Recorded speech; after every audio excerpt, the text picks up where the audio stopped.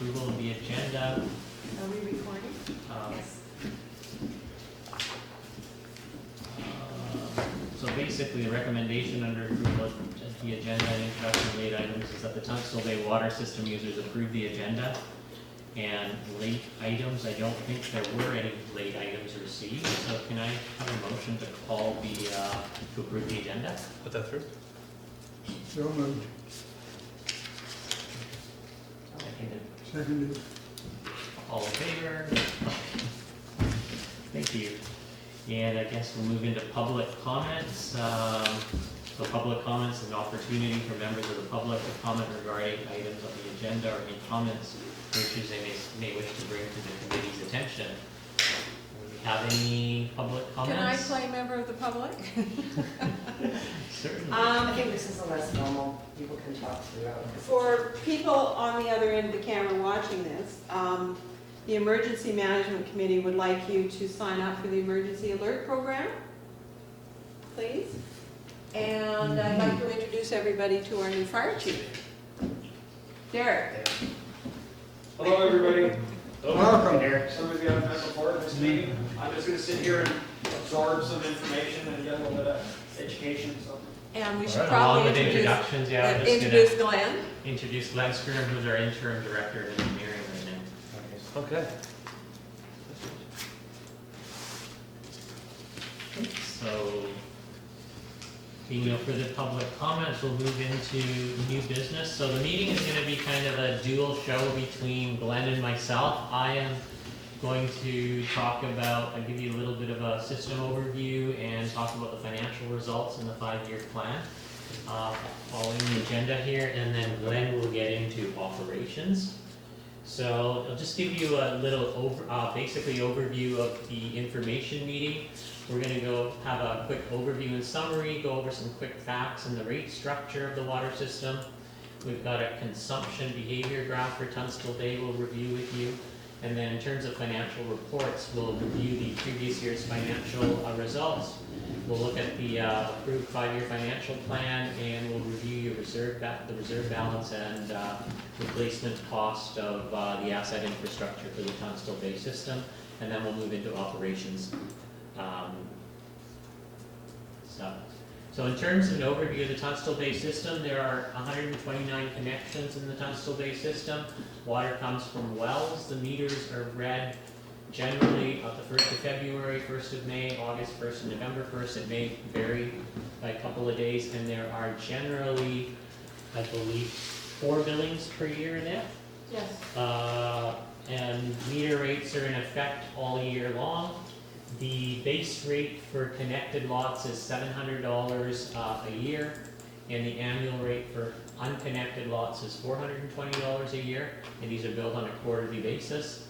And then the meter rates are for basically from 0 to 1,500 gallons, you pay 0.00245 per gallon, and et cetera, down along the tiers that you see there. And bills go out, I believe, in February, May, August, and November. So in terms of water consumption, the average annual consumption, so basically we've got connections, water connections down along the horizontal axis and imperial gallons up along the vertical. And what this graph is actually showing you is that the average consumption per connection is about 46,000 gallons per year, which is the equivalent of 113 gallons a day. That average is slightly high because it's skewed by a couple of high consuming connections. I believe there's a swimming pool in Tunstall Bay, that's the very last one, that's consuming about 250,000 gallons a year. You can't even drink it. Yeah, you can't even drink it, there you go. It's just to kind of give you an idea of consumption. So if you were to factor out the swimming pool, we were just having a discussion, Glenn and I earlier, we'd say that Tunstall Bay consumption is in line with consumption of other water systems and reasonable. Is that correct, Glenn? Yeah. Okay, and then I'm going to move over in terms of 2018 operating results. Essentially, we collected water utility fees of $118,000, which was essentially on budget. The budget did have a other revenue provision for a planning grant that didn't materialize.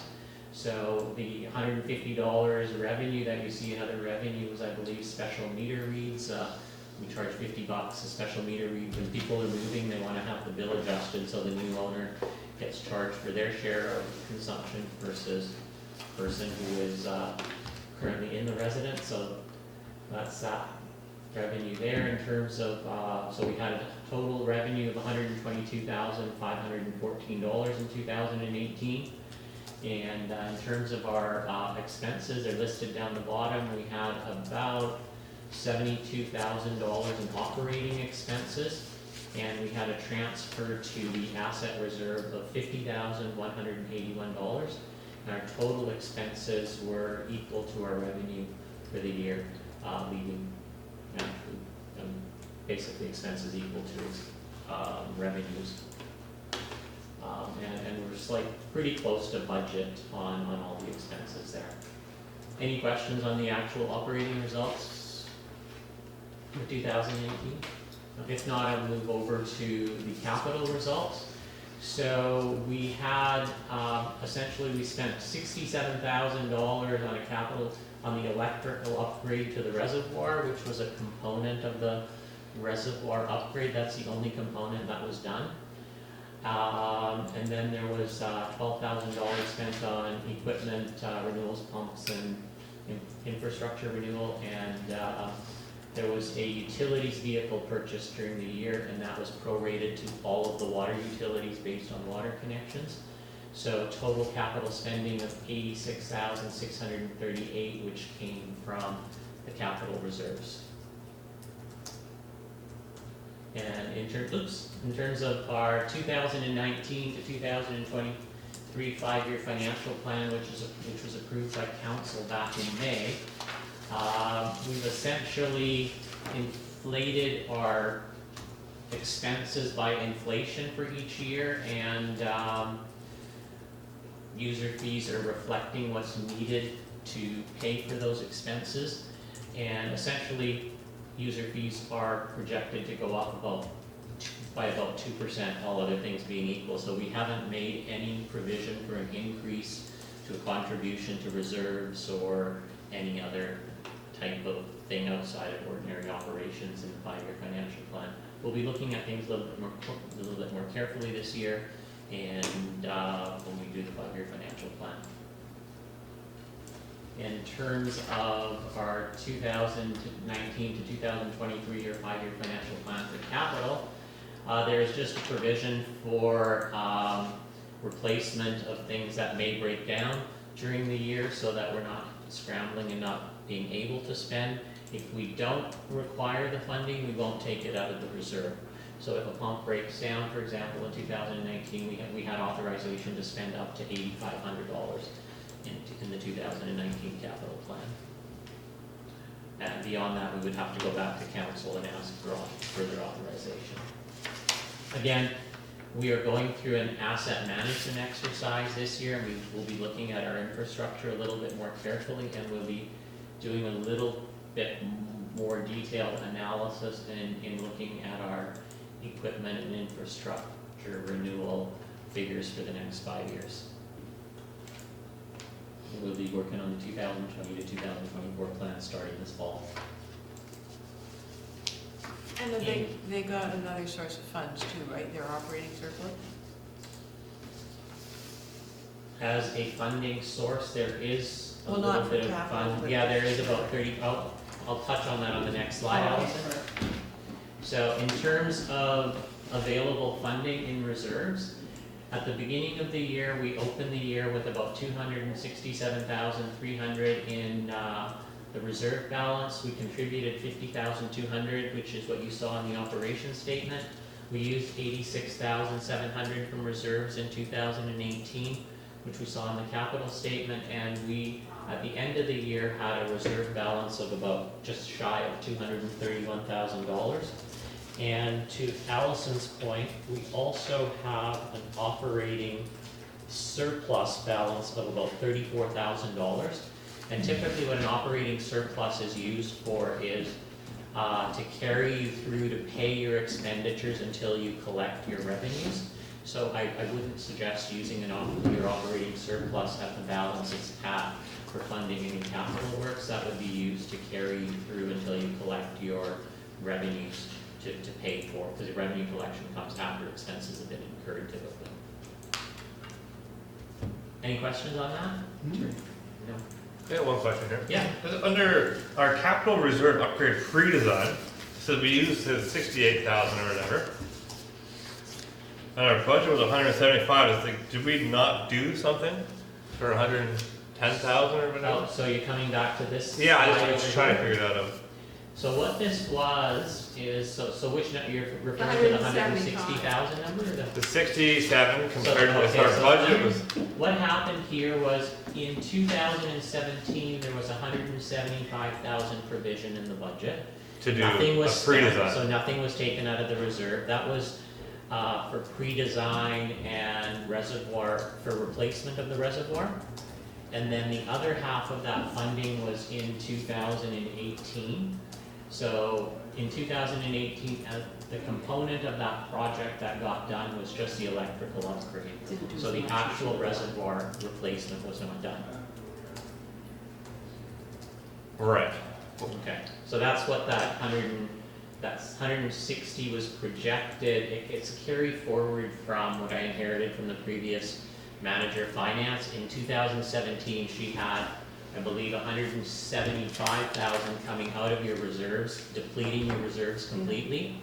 And then the 160 in 2018 was gonna be coming from external borrowing, but we didn't do any. We didn't do it. Right. We didn't okay. do it. We Okay, didn't that's do good it. to know. Okay. Okay. So in terms of, we were just looking at our closing balance for reserves.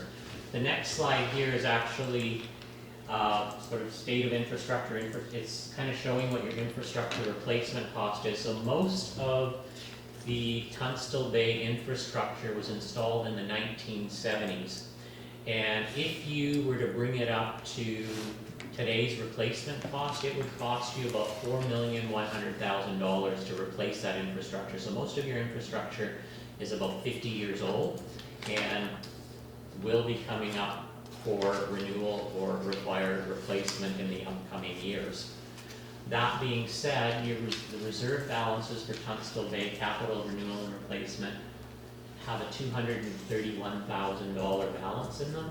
So you can see that the reserve balance, I mean, it won't come up for renewal and replacement all at once, but you can see the disparity between the reserve balance and the replacement cost of the infrastructure.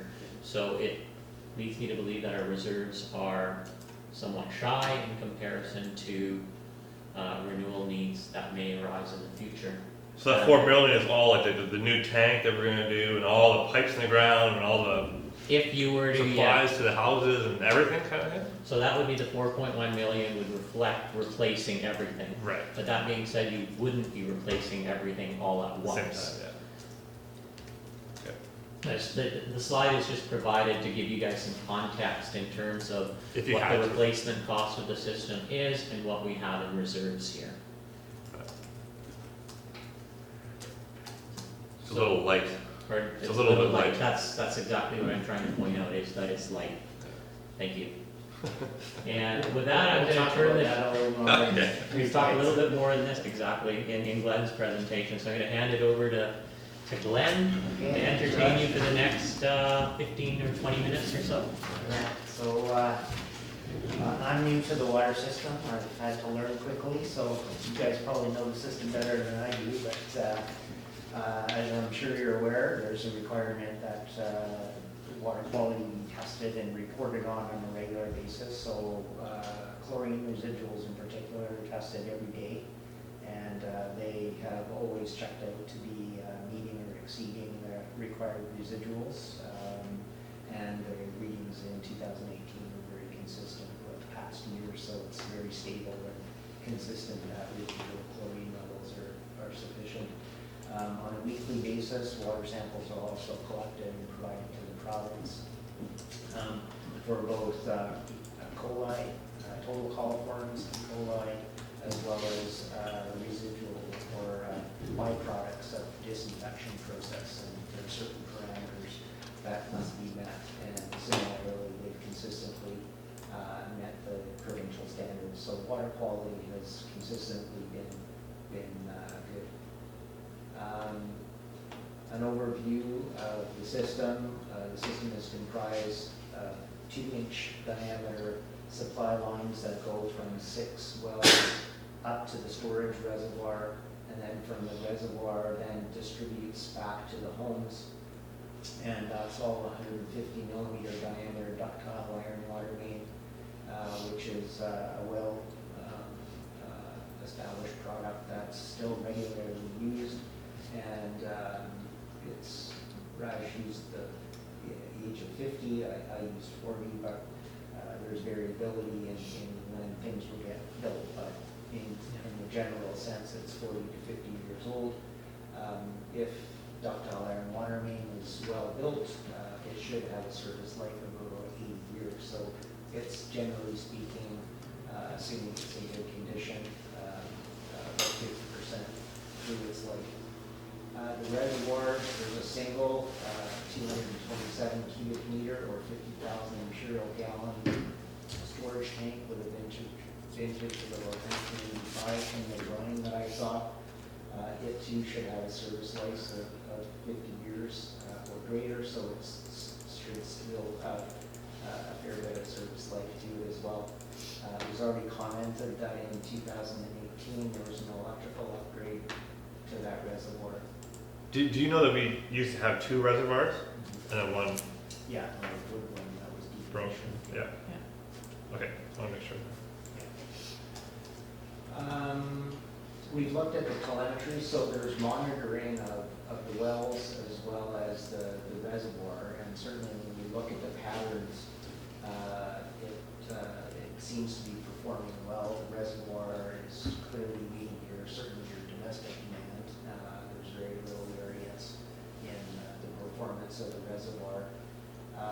There has been a fire underwriter survey done that really covered the entire island that looks at fire grades or insurance grades relative to the service provided. That study looks at the service that's available and not necessarily the performance of the water main system.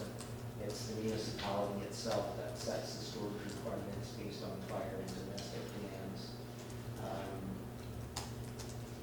System performance modeling has not been undertaken, so aside from understanding sizes and volumes of things, one of the things that isn't known is the actual performance of the water distribution system, and that was actually a recommendation also in the FUS report or fire underwriter survey was to undertake such an assessment.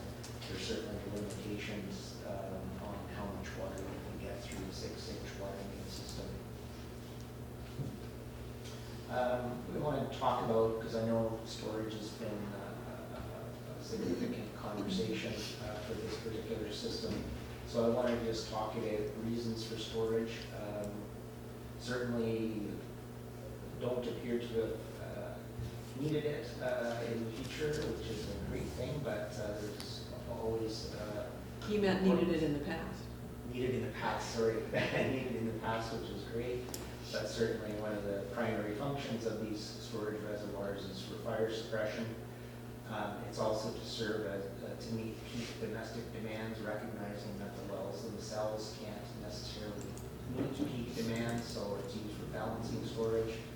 And then the sizing of the reservoir is to provide that fire suppression storage while at the same time still meeting the minimum domestic demand while the fire is being fought.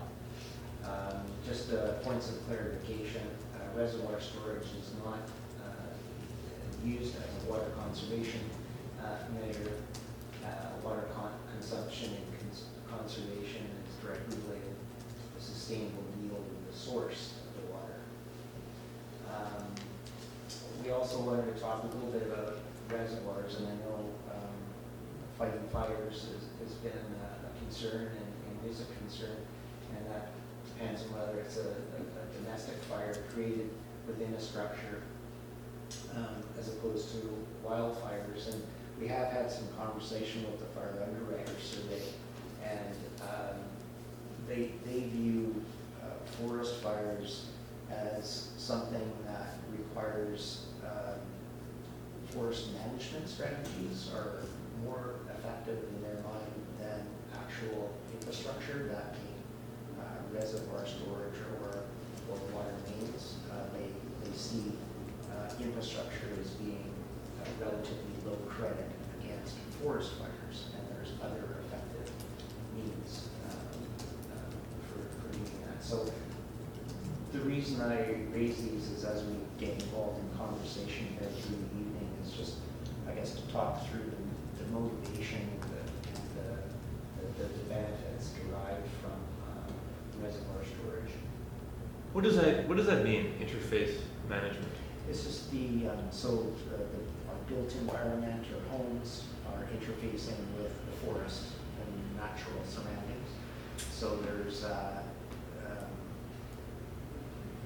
Like we should be cutting down. Basically, when your home, Garrett's probably your home, the your best forested areas are butted up against each other, it's, you know, if you have a structure fire in your home, you're impinging on green space, basically. There's a risk that that structure fire would spread to the, Right. to the So it's wildfire. where the residential meets. That's more important than the water infrastructure. Yeah, the idea is to mitigate the fire rather than figure out how to put it out. Yeah, Yeah. the fire and your Prevent it from residents. happening in the first place. Yeah. So I get, from a house fire, you'd want to be able to fight the house fire so it didn't spread to the forest. Right. But if a fire started in the forest, you're better to have have a nice buffer between your house and the forest, so that if there was a house fire, then it wouldn't spread to the forest. And similar, yeah. Okay. So some recommendations from my perspective, and then again, me being somewhat new into this, I hopefully have offered a new perspective, is one of the things that we're struggling with in all the water systems on the island is, while we have decent telemetry and we understand how a pump or a reservoir is performing, we really don't understand the state of the aquifer. And that's something that I've been recommending and will continue to recommend to municipalities. I think there needs to be an assessment on the state of the aquifer and to redefine what the sustainable water supply is. That ultimately is more important than your infrastructure when it comes to water consumption and making sure that's sustainable. Glenn, you're gonna have to speak up so the mic will pick you up. Okay. One of the things too that is somewhat unclear at this time, and we did reach out to the fire underwriter survey, but they weren't able to respond in time for this meeting, is having some further clarification on what they recommend as the minimum fire flow rate, building type and size, and proximity to each other is an important set of parameters. And we seem to have mixed information that doesn't make the fire flow rate clear to us, so we'd like to get some better information on that.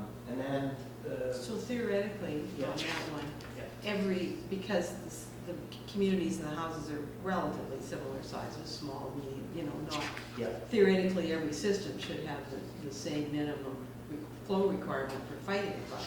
yes. Yeah, it shouldn't be different depending on where you are.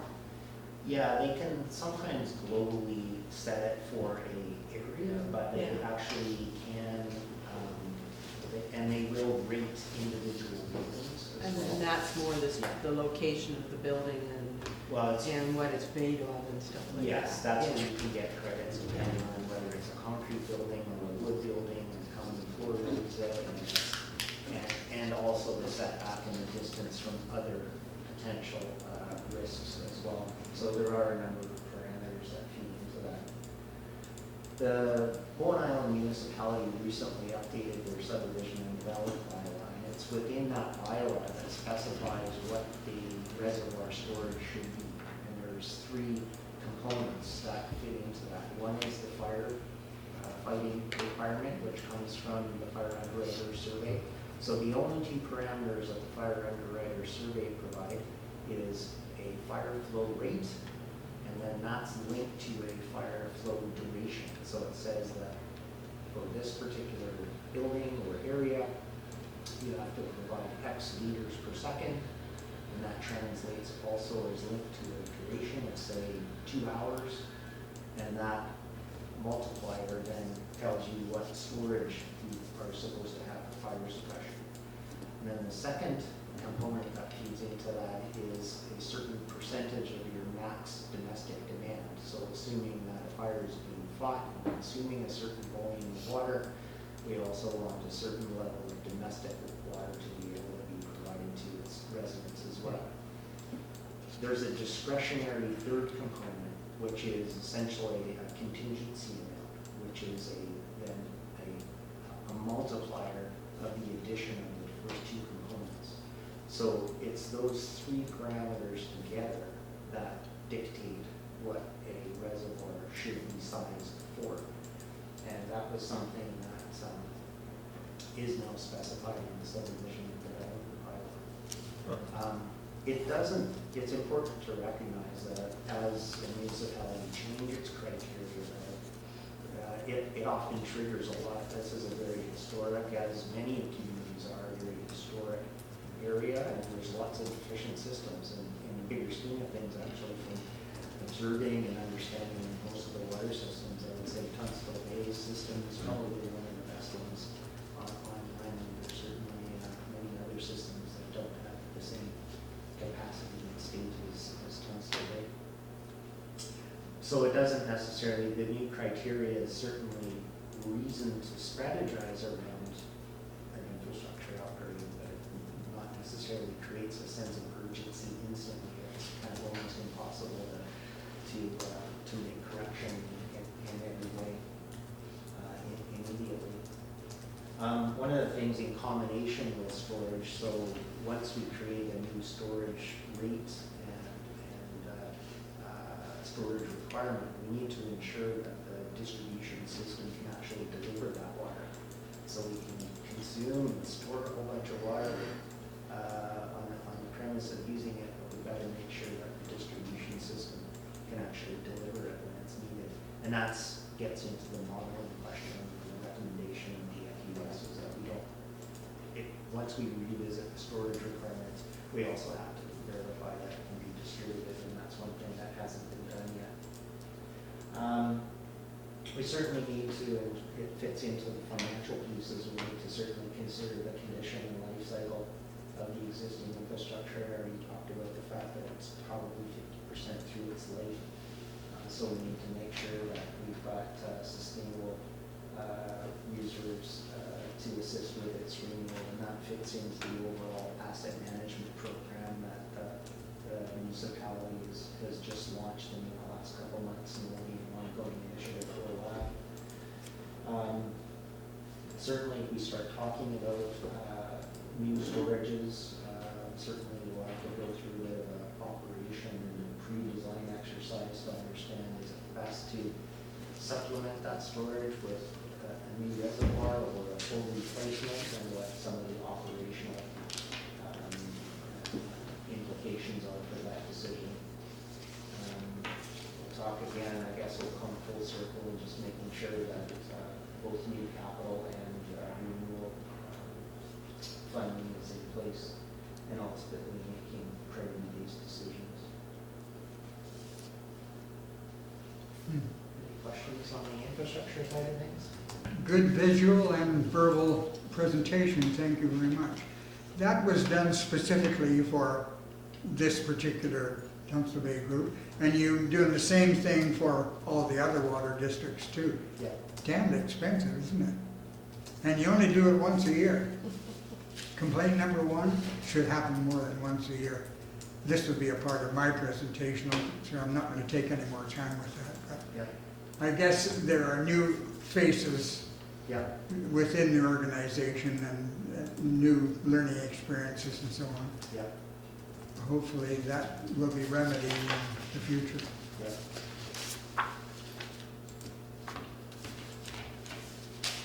Thank you. Any more questions or?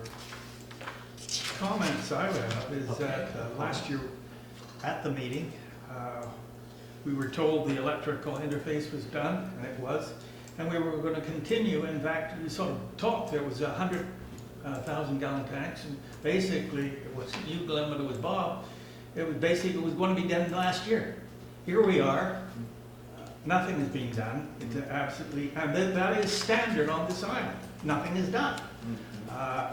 If you go back to actually 2004, Yeah. there was, at that time, Yeah. saying it should be a large tank. In 2004, there's an increase, as you know, with the number of full-time. We're now to 129, but in 2004, there was probably a third less than that. Yeah. But the fact of the matter is, if there was, and this year was a very good year, we had a lot of rain, but the business of, that's basically from July, August, usually, everyone turns down the thing, the lawns all go green. I just don't understand what happened. All of a sudden, everything stopped. And my comment is, and I am from Tunstall Bay or White Sails, it appears that if it's not anything to do with the cove, Snug Cove, basically nothing happens. And am I annoyed? Yes, I am annoyed. But we spent all this money on the electricals. It's a wonderful thing.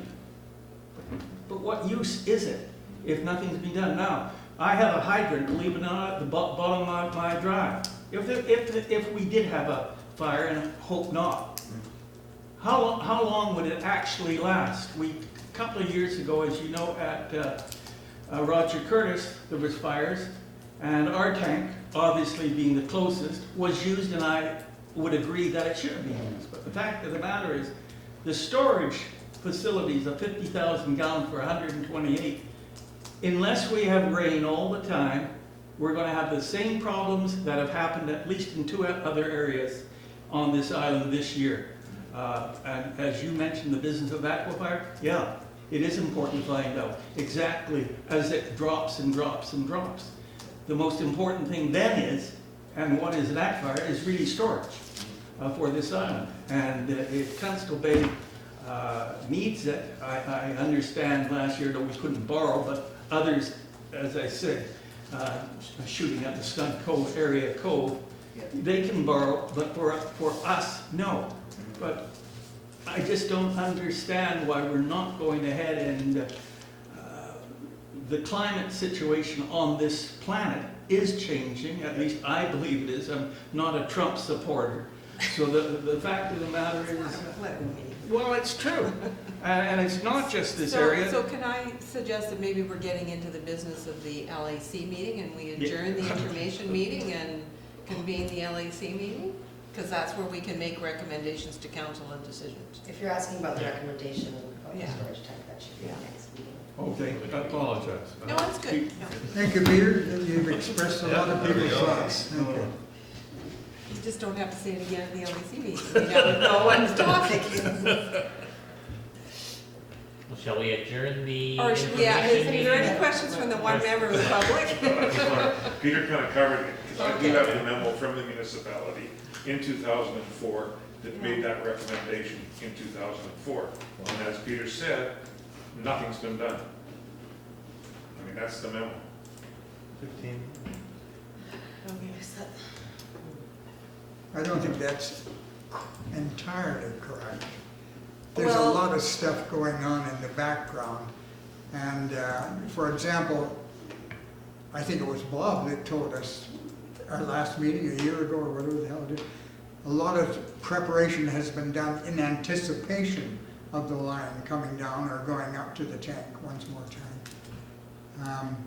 It's too bad it has to happen as slowly as it does, especially now in view of climate and other things that we are very fortunate not to have been affected by. But anyway, thank you for your comments and thank you for your presentation. So, shall we move to the, We move to the LAC meeting. The next, Yeah, there is that. Here, Jerry, I'll give you the chair. It's a different, oh, you gotta, yeah. so can we hand out the blue sheets while you're doing whatever you have to do? Thank you.